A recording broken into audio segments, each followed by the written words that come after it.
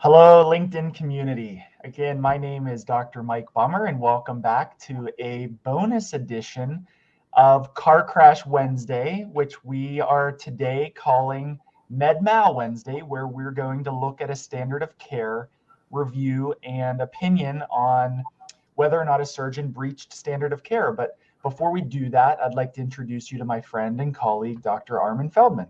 Hi, welcome everyone. We're pleased to have you here. And as Mike said, Mike and I were talking and we thought, well, maybe what we'll do today is we'll just veer a little bit away from a car crash case. And there's so many other services that we as medical legal consultants can provide. And Mike actually has a kind of a subspecialty in providing these kinds of opinions. And we thought, why don't we open it up just a little bit and have Mike talk about one of these cases? Exactly, Armin. I feel like when I've had, onboarding kind of discovery calls with new attorney clients, I like to phrase it that unlike traditional experts, which might have big retainers and kind of be a little bit more difficult to communicate with or really hone down on some of the details of what the attorneys are looking for, we really function like an extension of their team, truly as a medical legal consultant. And henceforth, our rates are also much better usually than most experts. But I love doing med mal reviews. Obviously, I do a lot of car crash comprehensive medical summary reports, but this got me excited when we had the idea to share a med mal review. So you okay jumping right in? Right. Let me just say, it's the attorneys that we work with get excited to know that they have like essentially a PRN physician team member that they can call on when they feel it would be helpful to the case. Yep. Oh, which I should also pop up. If anyone wants to ask us a question, just pop it in the chat below. If you feel more comfortable sending us an email, I put up comments at physicianshelpingattorneys.com. We would be happy to talk to you about your case, send you some information about pricing, discuss anything. We keep this very simple, and we would love to see how we might be able to help on your cases. Great, let's take a look at the case. All right, here we go. So let's double there. So this case involved a surgeon who was performing a inguinal hernia repair. And this is redacted. These names and people and places are all redacted for privacy. And the attorney had a simple question of us. And again, this was done very quickly. I believe this was done, it turned around in under 7 days from the request. How many hours did this take you, Mike? I think it only took me 2.5 hours or 3 hours. Yeah. So very quick, very affordable. And they just wanted to know, because they're not surgeons, they're not doctors, they didn't go through medical training, was there a deviation in the treatment of this inguinal hernia repair? Because the damage was that this gentleman had a significantly infected Prolene plug and hernia repair, the mesh used. And so kind of just, without getting into too many of the medical details, because every case is so different, but it's important to note for this case, the gentleman was 70 years old. He had a bulge in his groin. He went in for a standard hernia repair, inguinal hernia. During the surgery, the surgeon perforated the colon and then repaired it, performing a side-to-side, end-to-end anastomoses to correct it. And this complication, in my opinion, did not violate or breach standard of care. It's bowel injury is a known complication. But as part of that surgery, the surgeon then went on to place a large Prolene plug into the internal ring of the hernia. About 10 days later, this patient had a fluid collection in the scrotum. And then the day after that had a huge postoperative wound abscess that did require surgery and had to be incised and drained in the left groin. And that surgical site required removal of the infected mesh. Yeah.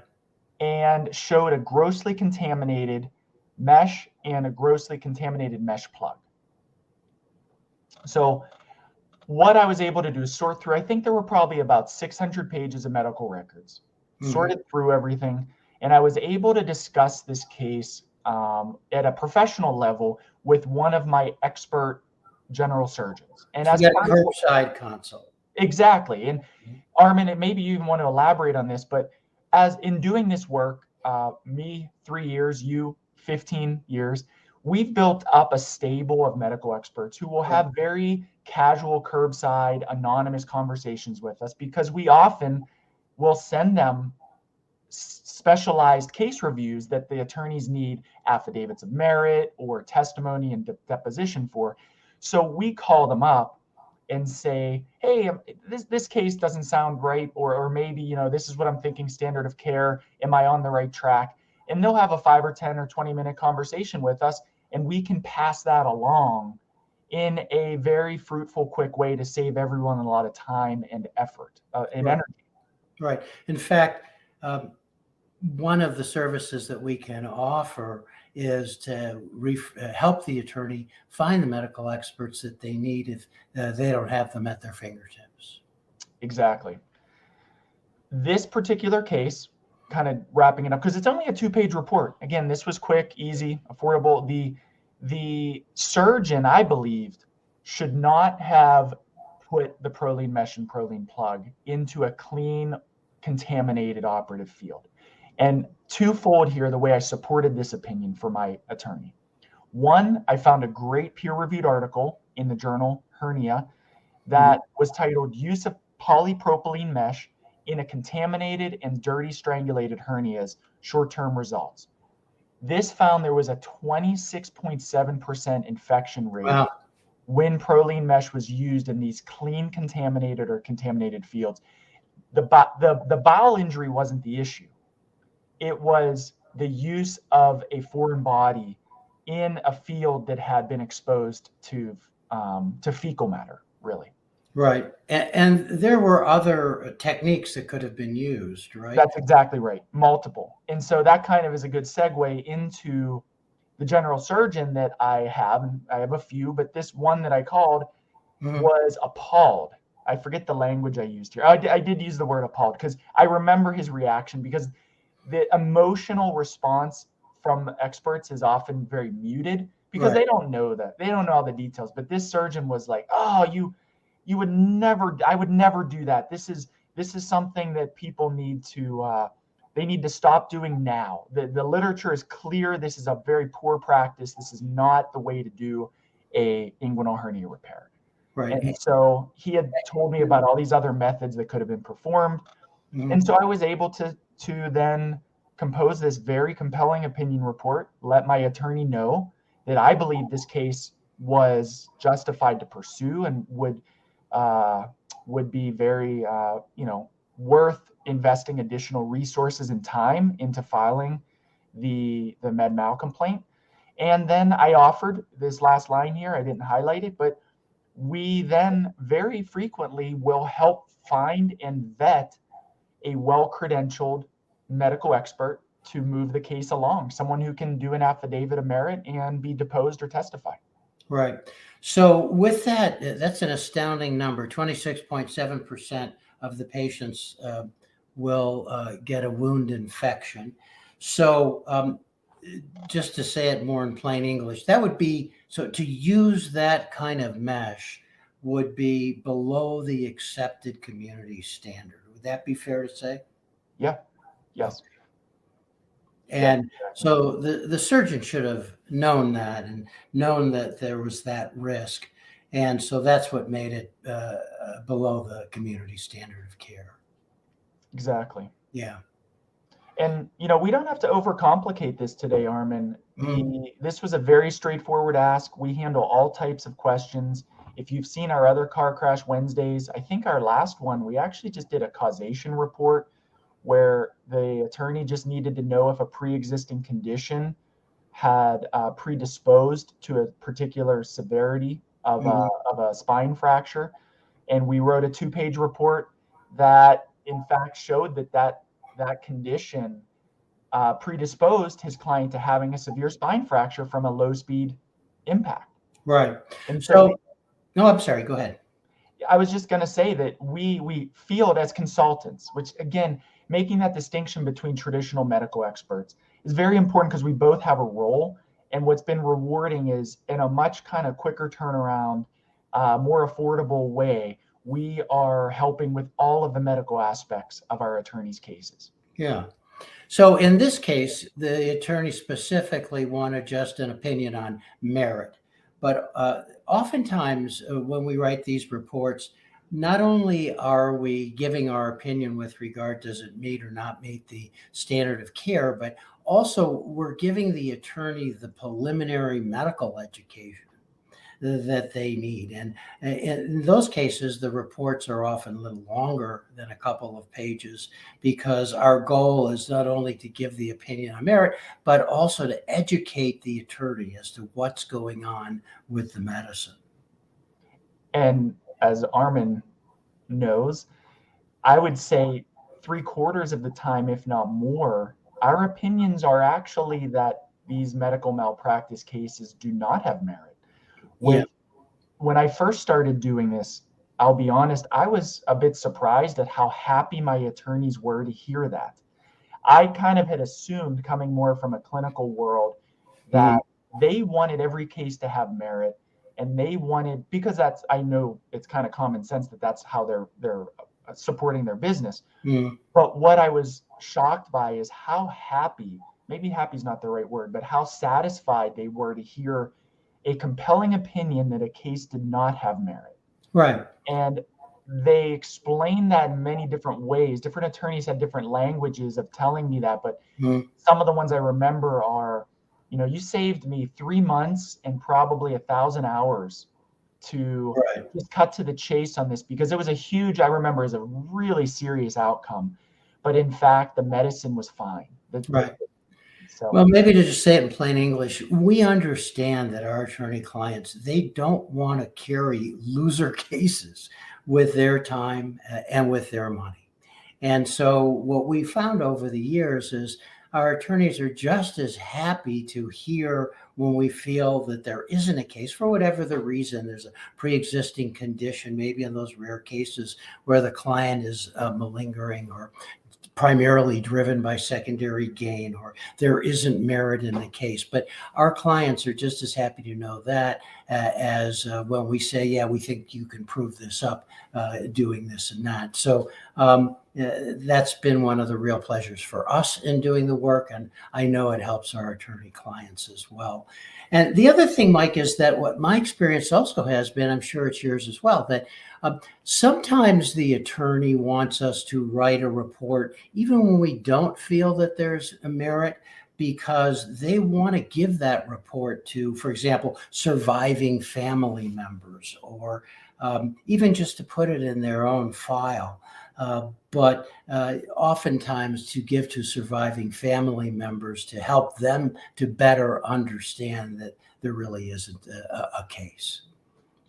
I'm going to put you on the spot for a second. I didn't tell you that I was going to ask you this, but but the biggest question that I get when I have these discovery calls with new attorney clients about the usefulness of a medical legal consultant on these standard of care analyses is, if we're not going to use you to testify or write an affidavit, why would I pay you good money to give me the opinion and analysis on standard of care when I could go find a medical expert who could take this all the way through?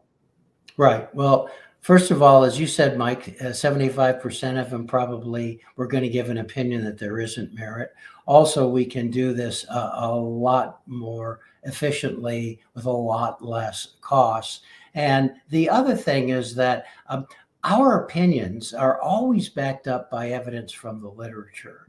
And if an attorney is eventually going to hire a retained expert, the retained experts relying on exactly the same literature that we'll be relying on to render our opinion. So it's much more efficient, cost-effective, and we can usually get the turnaround very quickly and really help the attorney client and really make it so they don't really need to include an expensive expert. And the interesting thing is that by operating so sometimes, they'll pay us and they'll have to get an expert anyway, but the fact is that by using us, or the feedback over the years is that by doing it that way, their case is actually more cost effective. It's funny. I agree, because even when they have us write reports that are, when cases have merit, we write a report, or if we educate them and bring them up to speed, they're now probably down the line, not probably, almost most definitely saving at least 1 or 2 hours of work on that expert's time sheet.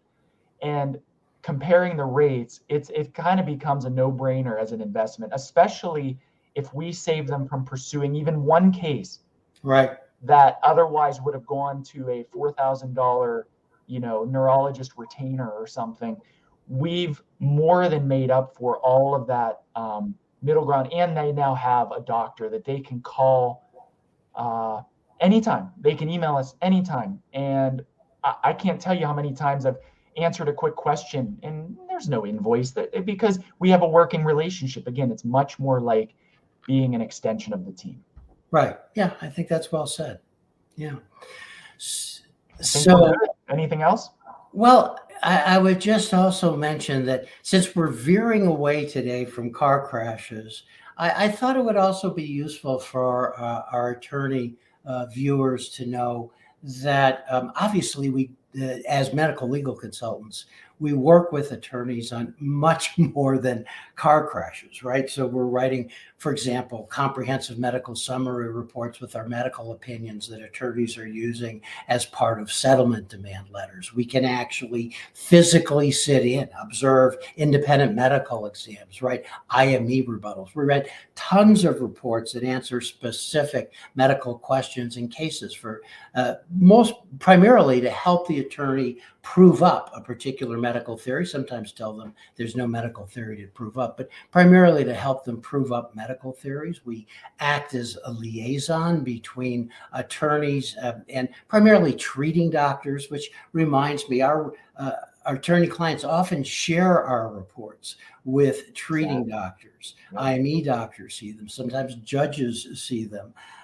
Sometimes they share them with their clients. So our reports, for the most part, they're certainly not staying behind the scenes. The attorneys use them in a whole variety of ways, but we also can act as very rarely, but occasionally with families, clients, and more commonly with social and governmental and social service agencies, as well as treating doctors. We can do independent medical reviews. We do straight up medical research and provide attorneys with research papers. If the case is going to trial, we can help the attorney in their deposition and trial preparation by preparing questions to ask experts based on our experience and the literature. We do medical case coordination, and I won't go on, but there's a whole variety of other services that we offer as well. And I think you and I both thought, well, let's veer away. We'll do a merit case, but also there are lots of other ways that we can help our attorney clients as well. Couldn't have said it any better. Well, I think this is a perfect amount of time. I think we got our point across. I'll just remind everyone, if you have any cases that you'd like to discuss, if you have questions, if you need anything, you can email us at comments@physicianshelpingattorneys.com. I'll also mention that we have our podcast. We're back to weekly episodes. That's at physicianshelpingattorneys.com. You can go right to the podcast and listen to it on iTunes, Google Play Store, iHeartRadio, wherever you're listening to podcasts. It's a very casual way that you hear Armin and I talk about a lot of cases, how we're helping our attorneys. And just if you think this could be helpful at all, feel free to reach out to us. We're here. Great. Yeah, in fact, we just got an email from someone congratulating us on our 10th episode for the podcast. And excellent. We've certainly enjoyed doing that there, and there'll be a lot more to come. Have a great day, everyone. We would like to thank you for tuning in to today's episode. And we really want to help you to increase case value, save attorney time, and do it without breaking the bank. We're really looking forward to 2024, and so go ahead and click that subscribe button, hit the notification bell so you're notified of any new episodes. And we look forward to having you on the next episode.